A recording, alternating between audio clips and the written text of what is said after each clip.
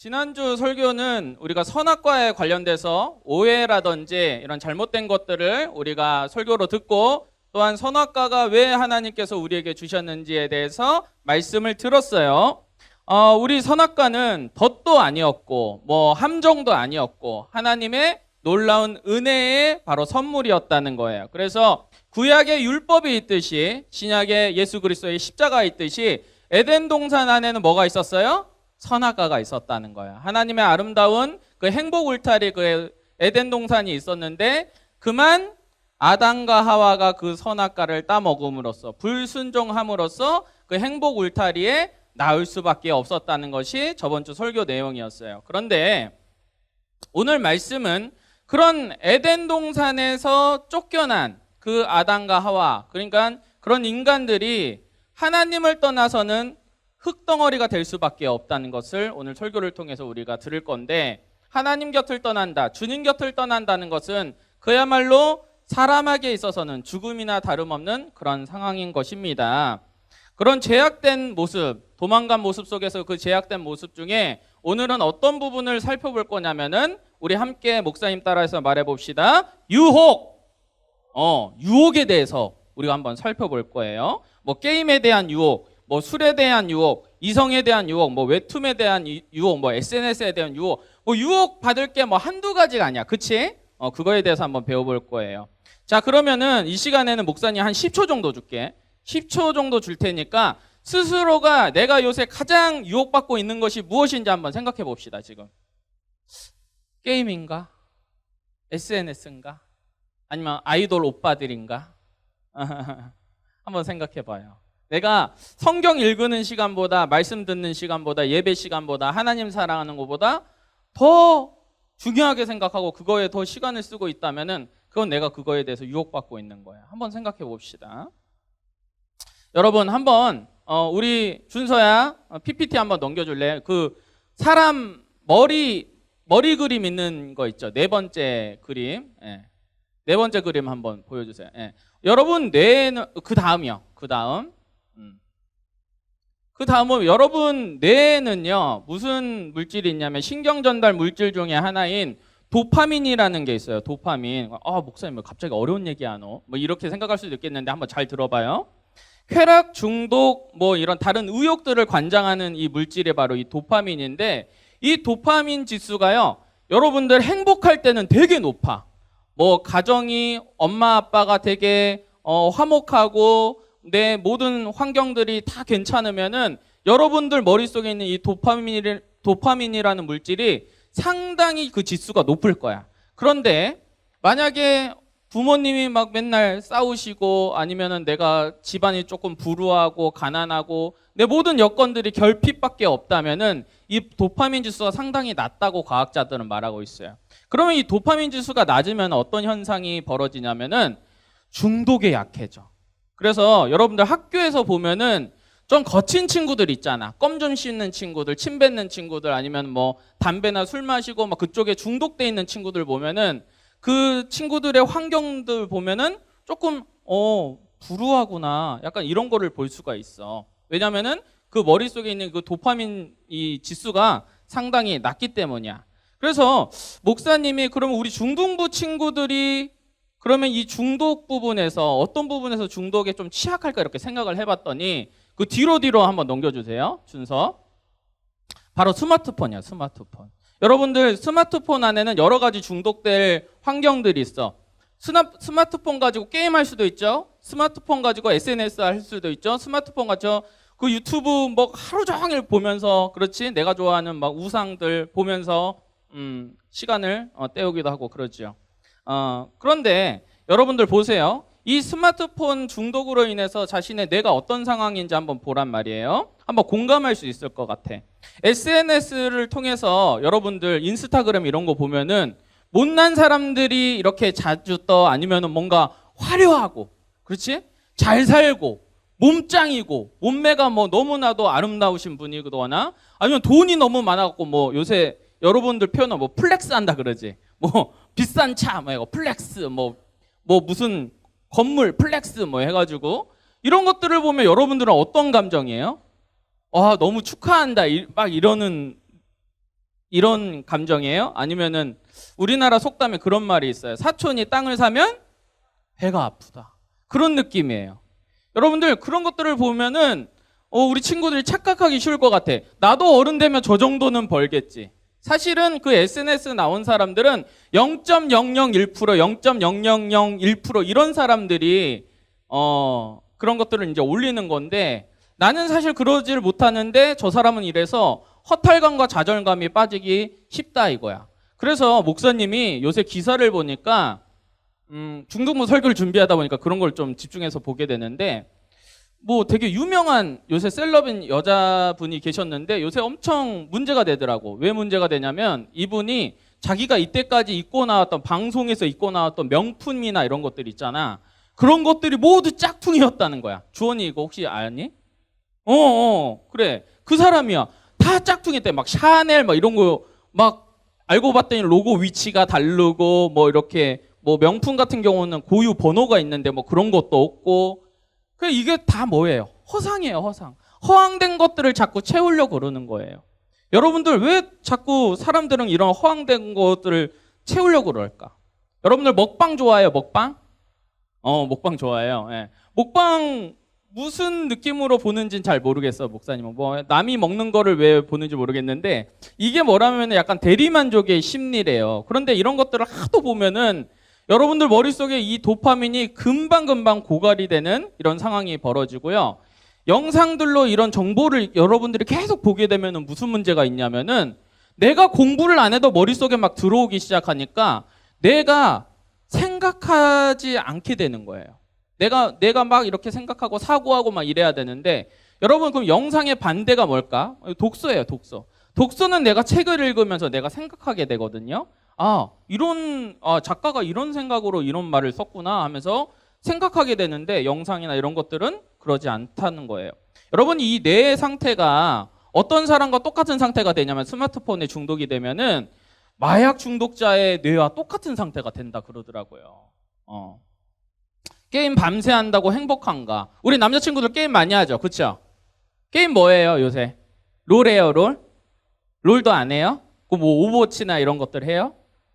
하는 친구들 있을 텐데 이제 포커페이스 지금 하고 있는 것 같아. 여러분들 처음에 뭐 2시간, 3시간 게임한다고 그때는 행복할지 모를 것 같아.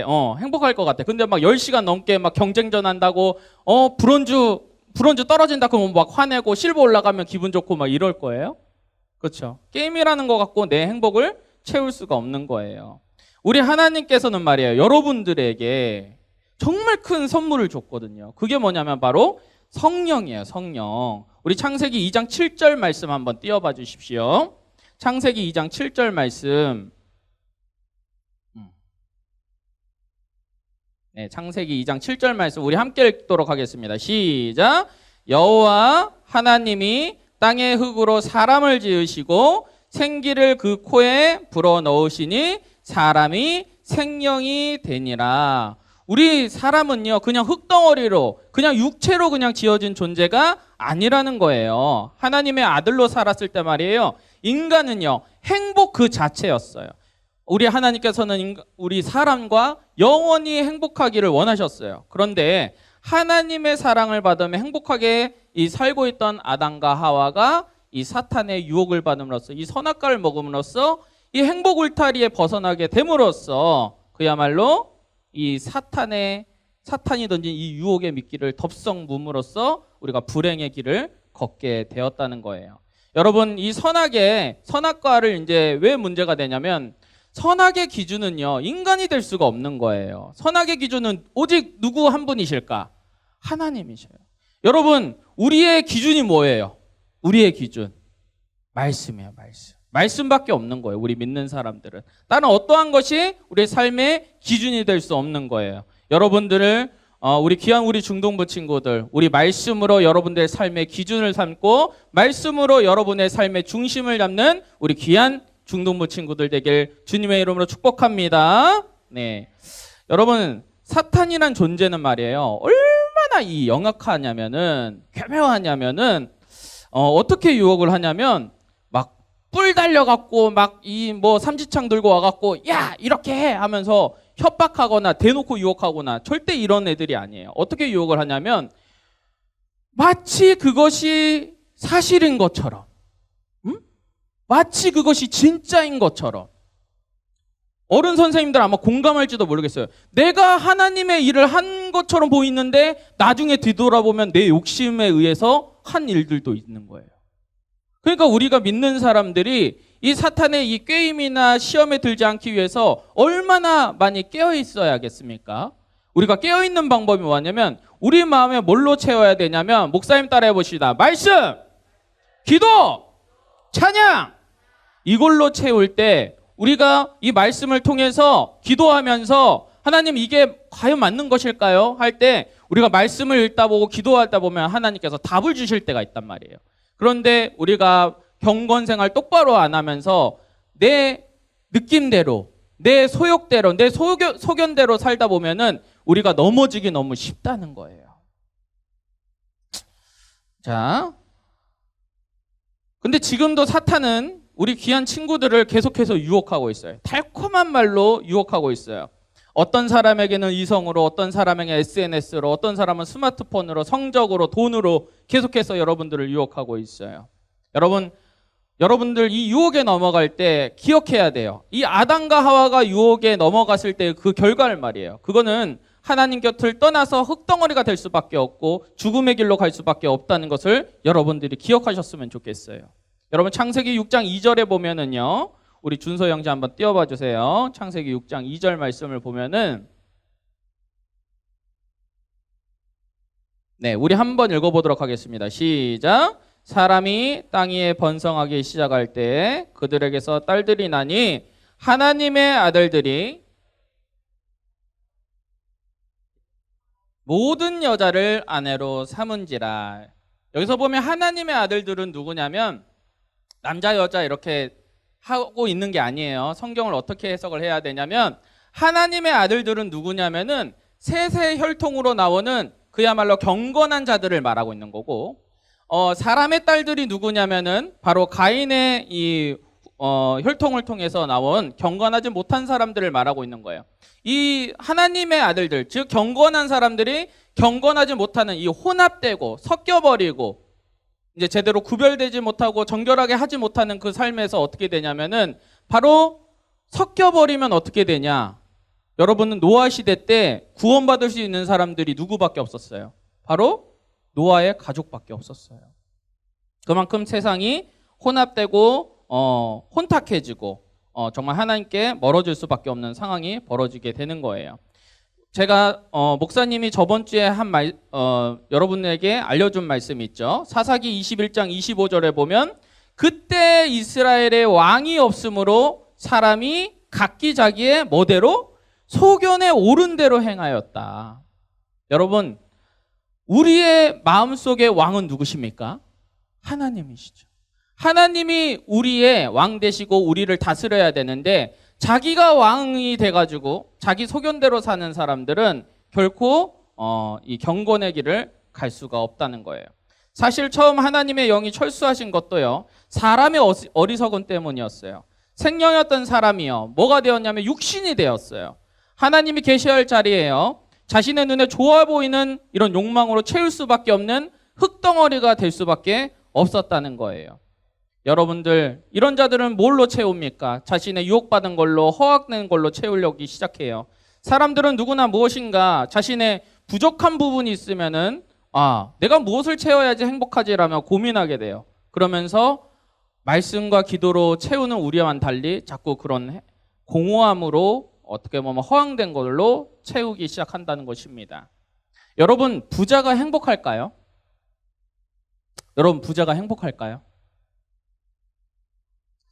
글쎄, 목사님은 부자가 행복할까? 이런 고민들을 참 많이 했어요. 왜냐하면 목사님은 부자인 적이 없기 때문이에요. 그래서 그 사람들처럼 살아본 적이 없기 때문이에요. 그래서 목사님이 여러 부분에서 많이 한번 찾아보니까 그런 내용의 책도 있고 영상도 있더라고요. 부자가 더 행복하다는 근거는 없다. 뭐 이런 말을 하더라고요.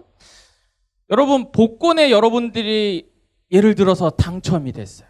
선생님들, 여러분들이 복권 한 뭐 조금 뭐 한번 조금 액수 한번 당첨됐다고 생각해 봅시다. 한 좁게 한 190억 정도? 190억 정도 한번 당첨됐다고 한번 생각하시고, 그럼 190억 되면은 내가 어떻게 살까 한번 생각을 한번 해보세요. 190억이 나한테 갑자기 왔다. 주원아, 190억 되면 너 뭐 할 거야? 집을 살 거야? 부동산에 투자를 하겠다. 태희는? 맛있는 거 190억어치를 먹겠다고? 대단한데? 예, 한 500kg 될 수도 있겠어요. 또, 나는, 그래, 190억 벌면은 내가 뭘 해야겠다. 이런 거 있죠. 자기가 아마 좋아하는 거를 더욱더 좀 화려하게 한번 하고 싶고 뭐 이럴 것 같아요.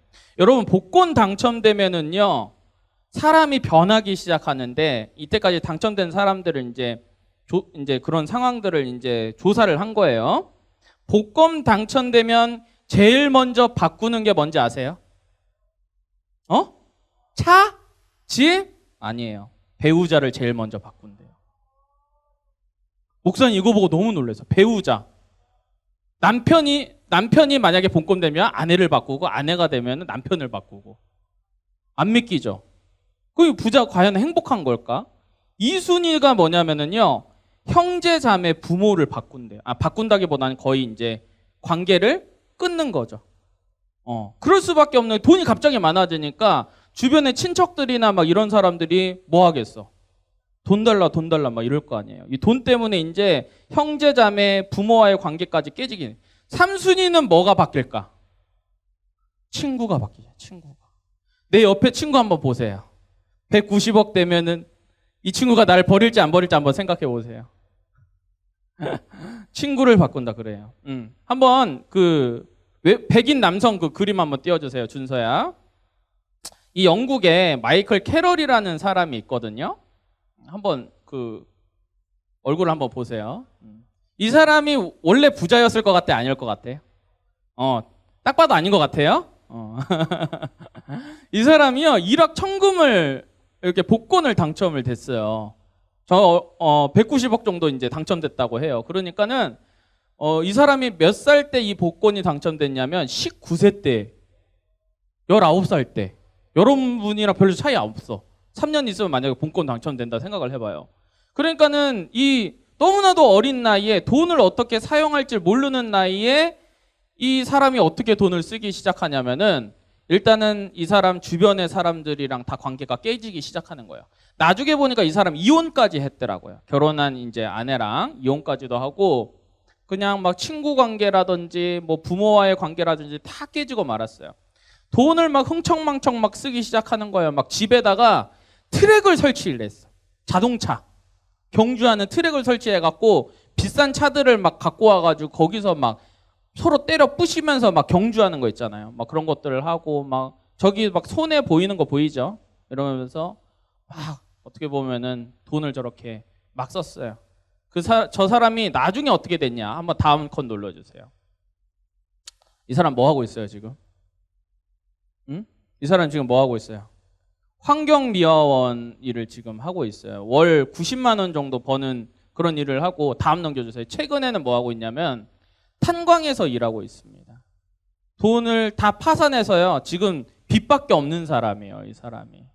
이 사람의 지금 허황된 것을 채운 사람의 말로가 이런 거예요. 물론 부자들이 다 이렇게 되는 게 아니에요, 여러분들. 부자들 중에 돈 관리를 정말 잘하시는 분들이 부자가 되는 거예요. 그럼 이렇게 일확천금 받은 사람들, 허황된 것을 채운 사람의 말로가 이렇다는 것을 목사님이 보여주는 거예요. 목사님이 살고 있는 섬이 어디였어요? 흑산도야. 흑산도에서는 100억대 부자도 있어.